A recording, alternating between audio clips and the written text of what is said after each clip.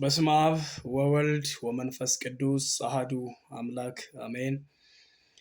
በአገር ውስጥም በአገር ውጭም ያላችሁ ወገኖቼ የቻናሌ ቤተሰቦች እንደምን ሰንብታችኋል? እኔ ቤተሰቤ ሁላችንም ሰላም ነን። ሰላም ያደረገን የሰላም አለቃ ጌታችን ኢየሱስ ክርስቶስ ክብር ይግባው። ለመዋዕለ ጾሙ አጋማሽ ወይም ለደብረ ዘይት እንኳንም በሰላም አደረሰን አደረሳችሁ። ዛሬ ሳምንታዊ ትምህርቴን ይዤ ቀርብ ያለው ርዕሴ ያው ነው፣ መዳን አይነጠቅም በሚል ነው እየተማማርን ያለ ነው፣ ለምትማሩ ማለት ነው። ስለዚህ መዳናችን ይነጠቃል የምትሉ ቁጭ ብላችሁ እንድታስቡ፣ እንድትጸልዩ፣ እንድታጠኑ የጌታ ኢየሱስ ክርስቶስንም ውለታ እንዳታጠፉ ላሳስባችሁ እወዳለሁ። እኔና የምናምን ግን በጭራሽ መዳናችን እንደማይወሰድ እርግጠኞች ነን። ክብር ለአምላካችን ለእግዚአብሔር ይሁን። መጽሐፉ ለሚለን ነው መወገን ያለብን። ይሄ መጽሐፍ ለሚለን መወገን አለብን። ምንድን ነው እያለን ያለው ይሄ መጽሐፍ? ምናልባት የምዕራባውያን ነው የምስራቃውያን ነው በሚለው ተይዘን እየዳከረን ሊሆን ይችላል። እኔ ግን አንድ ነገር ገባኝ። ጌታን ምስራቅ አልለው ምዕራብ አልለው፣ መጣ፣ ተወለደ፣ በከብት በረት ተወለደ፣ ራሱን አዋርዶ ተገኘ። ማን ነው የጠራው? ያውም ጠላቶቹ እያለን በእኛና በሱ መካከል በደላችን ለይታ ኬላ ሆና ባለችበት ሰዓት፣ ልናየው በማንችልበት ሰዓት ላይ ራሱን ዝቅ አድርጎ በከብት በረት ተወለደ። ያውም ለእንግዶች ነው የሚለው ስፍራ። ሁሉም እንግዳ መጥቶ የፈለገውን መርጦ ቦታ ሲያገኝ የሰላም አለቃ ጌታ ኢየሱስ ከእናቱ ከቅድስት ድንግል ማርያም ከዮሴፍ ጋር ቦታ አጡ። ስለዚህ በከብት ትንፋሽ እየሞቀ ነው ያደረው። ከዚያስ ወደ መደብደብ ሄደ፣ ወደ መሰቀል ሄደ። እንደገና ወደ ከርሰ ምድር ገብቶ ተቀበረ። ሞትን ገድሎ ተነሳ፣ አረገ። በአባቱ ክብር በአባቱ ቀኝ በነበረውና ባለው ለዘላለም በማይለየው ክብሩ በአባቱ ቀኝ ደግሞ ሄዶ ተቀመጠ። ዛሬ ሁሌ በሱ በኩል የሚመጡትን ፈጽሞ ሊያድናቸው ሊታይላቸው በአብ ፊት ቁጭ ብሏል። ካህን፣ የካህናት አለቃ ጌታ ኢየሱስ ይህንን እያደረገ እኔና እናንተን ለመዳናችን ዋስትና ሆኖ መዳናችንን እንኳን እርግጠኛ እንዳንሆን ቀመር እንሰራለን። ኤኒዌይ ጌታ እግዚአብሔር ያብራልን። ዛሬ ወደ ትምህርታችን እንሄድ። ዛሬ እንድናይ የፈለኩት በአጭር ደቂቃ አዲስ ፍጥረትነት። እንግዲህ ምናልባት እኔ ታውቁታላችሁ እያልኩ ሰዎችን ማዘናጋት አልወድም። ብዙዎቻችሁ ምናልባት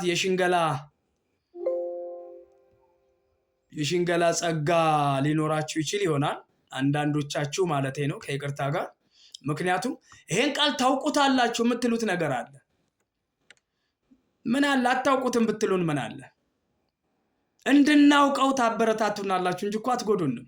ታውቁታላችሁ ስንባል አብጠን ቁጭ ነው የምንለው። ስለዚህ ጌታችን ኢየሱስ ክርስቶስ ሰላም ሆኖ ሰላም ሊሰጠን የመጣ ጌታ ስለ አዲስ ፍጥረት ቅዱስ ጳውሎስ በጻፈበት እዚህ ኤፌሶን 2:14 ላይ እንዲህ ይላል፣ እርሱ ሰላማችን ነውና ሁለቱን ያዋሃደ በአዋጅ የተነገሩትንም የትእዛዛትን ሕግ ሽሮ በመካከል ያለውን የጥል ግድግዳን በስጋው ያፈረሰ ይህም ይላል የምፈልገው ቃል ከሁለታቸው አንድን አዲስን ሰው በራሱ ይፈጥር ዘንድ ነው የሚለው። ሰላምን ያደርግ ዘንድ ይላል። አንድን አዲስን ሰው ይፈጥር ዘንድ። ያ አዲስ ሰው በክርስቶስ ያመኑና ዳግም የተወለዱ የዳኑ ሁሉ እነሱ ናቸው። እኔ ነኝ፣ ቤተሰቤ ነው ያመናችሁ። ዋው ኒው ክሬቸርስ፣ አዲስ ፍጥረት ነን እኛ። ሰፊ ትምህርት አለው፣ ግን ቀንጨብ አድርጌ ላስጎንጫችሁ። መጀመሪያ ትርጉሙ ምንድን ነው? አዲስ ፍጥረት ማለት ያልነበረ ፍጥረት ማለት ነው። ያልነበረ፣ ታይቶ የማያውቅ፣ ማንም ያልጠበቀው፣ በእግዚአብሔር ሕሊና ውስጥ የነበረ፣ በእግዚአብሔር አጀንዳ፣ በእግዚአብሔር እቅድ ውስጥ የነበረ ግን ተፈጥሮ ነው የታየው። ሰይፍ ማንም አያውቀውም። ከሁለቱ አንድን አዲስን ሰው ጌታን በማመን ተፈጠረ። ማንም በክርስቶስ ቢሆን አዲስ ፍጥረት ነው አይደል የሚለው መጽሐፉ። ሁለተኛ ቆሮንቶስ 5:17 ላይ፣ ኤፌሶን 2:14 ይሄንን ነው የሚነግረን። ስለዚህ አዲስ ፍጥረት ማለት ያልነበረ ፍጥረት ማለት ነው። ያልነበረ ፍጥረት። አሁን ይሄንን በደንብ እንድትይዙ ይፈልጋሉ።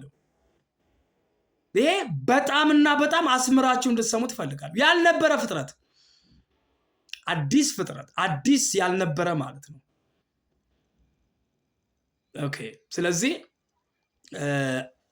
አንድ ሰው አዲስ ፍጥረት የሚሆነው ታዲያ መቼ ነው ስንል፣ አንደኛ የእግዚአብሔር ቃል ሲዘራበት ነው። የእግዚአብሔር ቃል ይዘራል። እናንተ የእግዚአብሔር እርሻዎች ናችሁ ይላል። ሰው የሚያምነው የእግዚአብሔር ቃል ከተዘራበት ብቻ ነው ወገኖቼ። ዘሩም ደግሞ የእግዚአብሔር ቃል እንደሆነ መጽሐፍ ቅዱስ ይነግረናል። ሉቃስ 8:4-8 ያለውን ስታነቡ ዘሩ የእግዚአብሔር ቃል ነው። እናንተ የእግዚአብሔር እርሻ ናችሁ ይላል። አንደኛ ቆሮንቶስ 3:9 ላይ እናንተ የእግዚአብሔር እርሻ ናችሁ። ስለዚህ ወገኖቼ የእግዚአብሔር እርሻ ከሆንን ሲዘራብን ልናበቅል ይገባል። ክብር ለአምላካችን ለእግዚአብሔር ይሁን። አሁን ችግሩ የእግዚአብሔር ቃል እኮ ዕለት ዕለት ይዘራባችኋል፣ ግን ስንቶቻችሁ አብቅላችኋል? ስንቶቻችሁ የእግዚአብሔር ቃል በእናንተ ላይ በቅለዋል? ካልበቀለ እንደዛ ነው የምትሆነው። ወይ ጭንጫ ነህ፣ ወይ እሾህ ነህ፣ ወይ የመንገድ ዳር ዘር ነው የተዘራብህ። ስለዚህ ወይ ዘሪው ትክክለኛ አይደለም፣ ወይ የተዘራበት መሬት አንተ ልብህ ትክክለኛ አይደለም። አለበለዚያ የእግዚአብሔር ቃል ይበቅላል። የማይበቅልበት ምንም አጋጣሚ የለም፣ ይበቅላል። እና አንደኛ ቆሮንቶስ 3:9 ላይ እናንተ የእግዚአብሔር ቃል ናችሁ፣ የእግዚአብሔር እርሻ ናችሁ ይላል። እሺ እንግዲህ ሰው የእግዚአብሔር ቃል ሲዘራበት ከተዘራበት የእግዚአብሔር ቃል የተነሳ ወደ ማመን ይሸጋገራል። በደንብ ስሙኝ። ከተዘራበት የእግዚአብሔር ቃል የተነሳ ወደ ማመን ይሸጋገራል። ወደ ማመን። እምነት ከምንድን ነው? ከመስማት ነው። መስማትስ በምንድን ነው? በእግዚአብሔር ቃል ነው። ሮሜ 10:17 ላይ እንደዛ ነው የሚለው።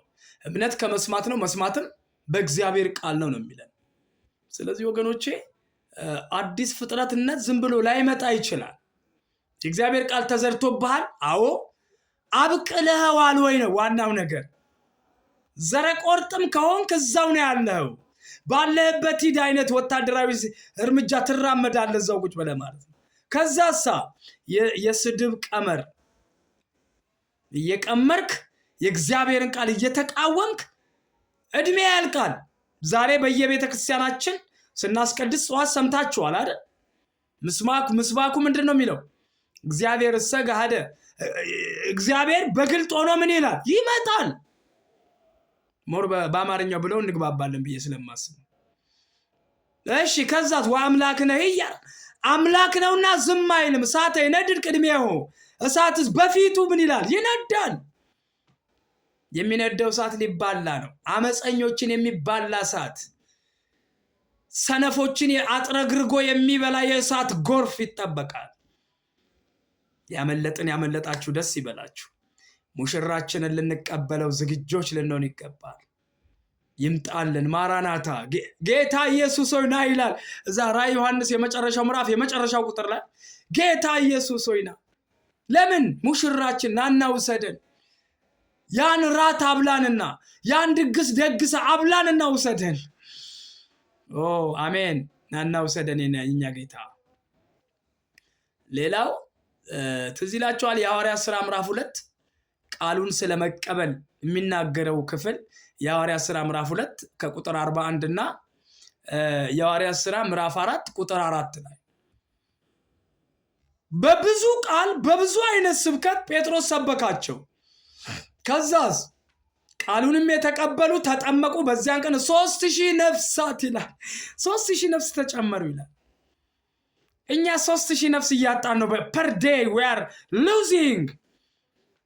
እውነት እናውራ ከተባለ የት ነው ያለው ዛሬ ትውልዱ? የት ነው ያለው? ይሄን ቃል አጥቶ የሚነግረው አጥቶ ይሄን ቃል ፍለጋ በየቦታው እየተንከራተተ አይደል ያለው? የት ነው ያለው? ማን ነው ተጠያቂው?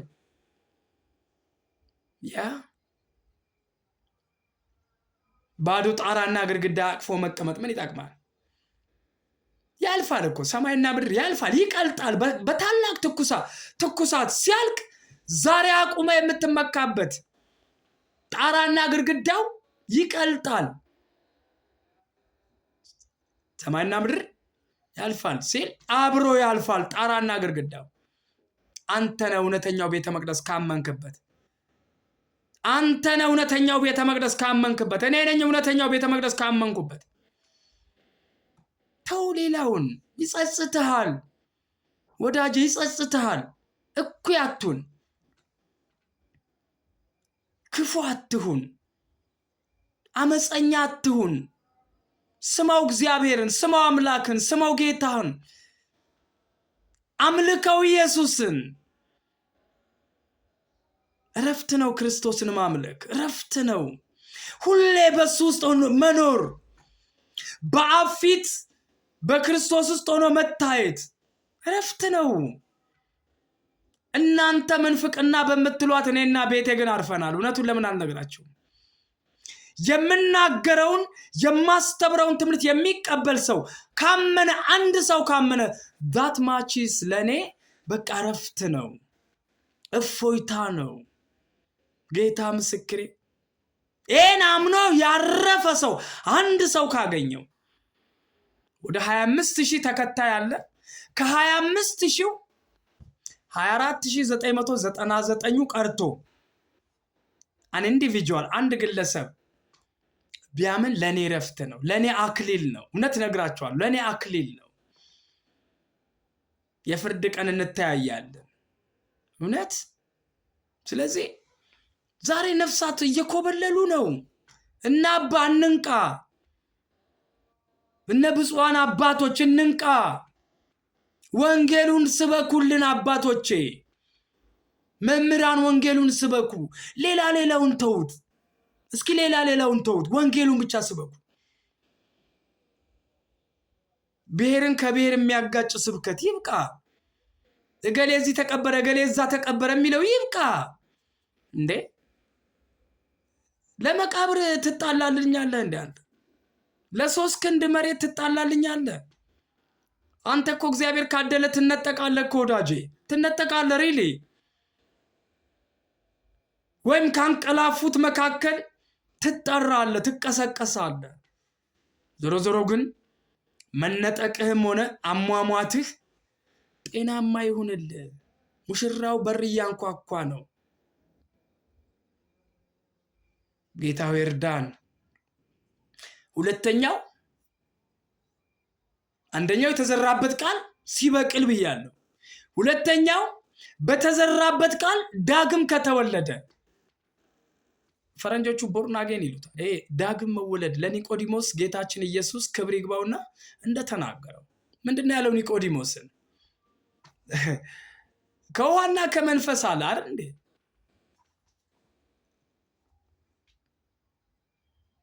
ከውሃና ከመንፈስ ዳግመኛ ካልተወለድ ካለው የእግዚአብሔር መንግስት አትገባባትም አይደል ያለው? ስለዚህ እኛንም እኮ ብሎናል። ዘኢተወልደ ዳግመ አይደል? እማየው መንፈስ እንዴ እኔ ግርም ይለኛል። ውሃው እንኳን ምን እንደሆነ እንዴ መንፈስን እኮ ውሃ መንፈስን እኮ ያጠራ እንዴ ውሃው እንደወረደ ከሆነ ውሃ ግዑዝ ቁስ ነው አይደል? ውጫዊ ማንነትን ሊያጥብ ይችል ይሆናል። ግን መጽሐፉ እያለን ያለው እኮ በቃሉ ስለመጥራት ነው። በቃሉ ስለመንጻት ነው። ጥሩ ውሃ ረጭባችኋለሁ እናንተም ጠርጠራላችሁ፣ አዲስ ልብ ሰጣችኋለሁ። ሕዝቅኤል 36 ላይ ትዝ ይላችኋል ወይ? አውዳዊ የመጽሐፍ ቅዱስ ጥናት ቁጭ ብለን እንማር። ዳስ ቤስት። እንደዛ እናድርግ። መጽሐፍ ቤት ቁጭ ብለን አንድ ብለን እንማር። ወይ አልተማርን ወይ በተማሩት አልተጠቀምን። መድኃኔዓለም ሆይ እርዳን። ስለዚህ ሁለተኛው በተዘራበት ቃል አንድ ሰው ዳግም ከተወለደ ነው አዲስ ፍጥረት መሆን የሚችለው።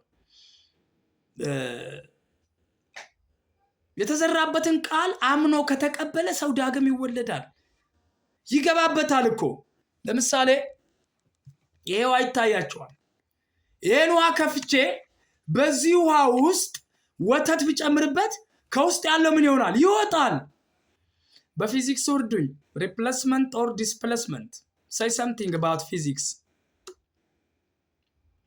እና ውሃ ወደ ውጭ ይወጣል፣ ወተቱ ይገባል። አፍተር ኦል ምን ይሆናል? the only milk will remain here። ወተቱ በምን ይተካል? ውሃው በምን ይተካል? በወተት ይተካል። አንድ ሰው የእግዚአብሔርን ቃል ሲማር ነው እያልኩ ያለሁት። ውስጡ ይገባል።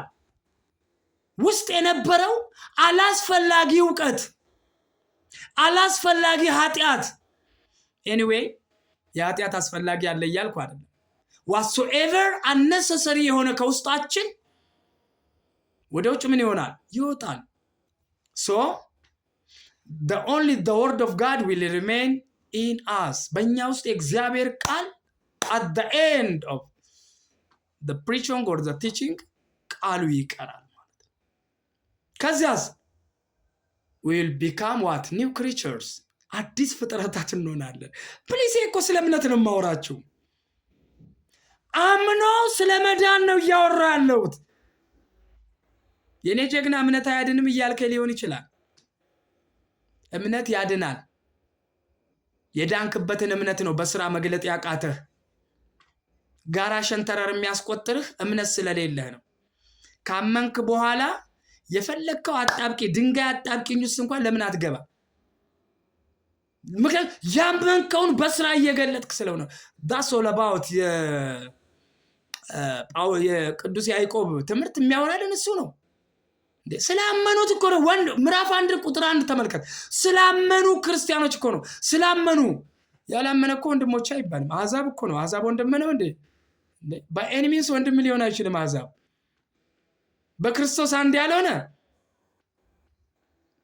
አምኖ ያልተጠመቀውን እንዴት ወንድሜ ትለዋለህ? how comes?